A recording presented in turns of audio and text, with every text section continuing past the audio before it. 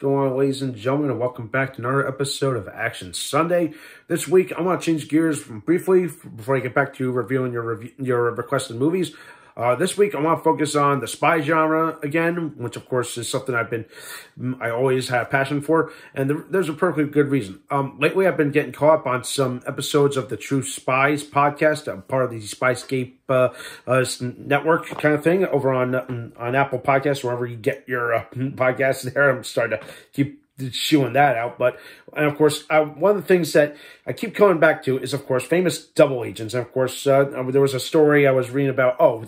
It's an ongoing investigation right now. I don't want to give too much details, but it's essentially, was there a fourth man selling secrets to the Russians, kind of thing? And I'm going to ask you guys this: if anybody remembers any spies in the history of the world, or famous double agents, there's two guys in my book that come to mind: Aldrich Ames and Robert Hansen, which leads me to today's movie review, and that is the movie Breach, which came out in 2007. It actually follows the events that leads up to Robert Hansen's arrest in early 2001. Okay, and of course, anybody doesn't know the whole story. I was just going to give you the full. I'm not going to give you the full long story. I'm just give you a bridge part. So, in 2001, Eric O'Neill, he's a FBI agent. He's been in the business for a couple of years now.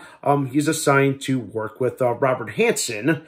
And essentially, well, now he's assigned to work with him. He's assigned to monitor him and track him because they think that he is being a double agent, and he kind of is. And apparently, it really did happen.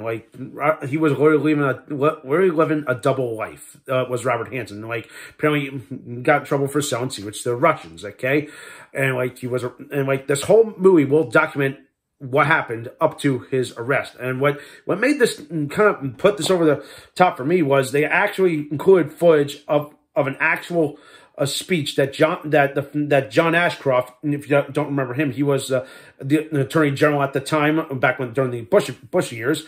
And he was talking about what happened. So I'm glad that was the cool thing. Is they brought that in to let the viewer know, okay, this legitimately did happen in the early months of that year, the year that kind of changed America. Not just that, but of course 9/11 later that year. But again, that's a totally different story. Let's focus on this. So, in the movie, Eric O'Neill is played by Ryan Philippe, and Robert Hansen is played by Chris Cooper. And I'm going to say this right now: these guys do a phenomenal job. It's they literally transform themselves into these guys that we all know these real life heroes, or hero and villain, you would say, depending on how you look at them. And they just took the ball and ran with it, going through everything leading up to Hansen's eventual arrest. Okay, and of course, some details of this movie I feel were exaggerated, but Eric O'Neill did explain in a real interview, yes, the one thing that they did have in common was that they were both Catholic. Okay, but did Hansen really attend church almost every day? That's debatable. Okay, some people say he really did, but he only did twice a week or something like that. It's really interesting, but eventually everything comes full circle when they find out, yes, that he really was doing this. But the one crazy thing about this entire movie that I couldn't believe was I think that it was kind of left out of the one episode, or maybe that's something I've overlooked, was the fact that when they really were going deep into Robert Hansen, they were investigating him, they actually took apart his car. They discovered a whole shit ton, a cache of weapons. There was some arse crazy stuff, and as well as documents eventually. And I was wow, all of this under their nose. But what really happened, which was the best part of the entire movie, was when the mission was Eric had to get Robert away from his desk, away from his bag. That way he can take his Palm Pilot. My God, talk about technology, baby. To take his Palm Pilot, clone it, and get everything off of that, and then put it back into the bag. And the whole movie kind of works in its favor, telling him, okay, got to do something to keep him away. Oh, he's celebrating a milestone kind of thing. Oh, let's go to the shooting range. And according to the story is that unlike what the movie showed, is that like he actually didn't stay long at the shooting range. According to what I heard, he goes to the shooting range, unloads 5 rounds, retracts the target, puts the gun down, and walks away. It's like, okay, I'm done. I was like, wow, he was already in and out, and they had to do everything and anything to make sure he did not get back to his desk. And eventually, finally, he did get back to his desk. But this is where they kind of like took a little creative direction with the story, and I thought it was clever. Well, drew some tension, made some bold choices with with the story. But I think it really drew out the suspense and like the edge of your seat. I'm like, oh my god, what's gonna happen now? Oh yeah, it's one of those things.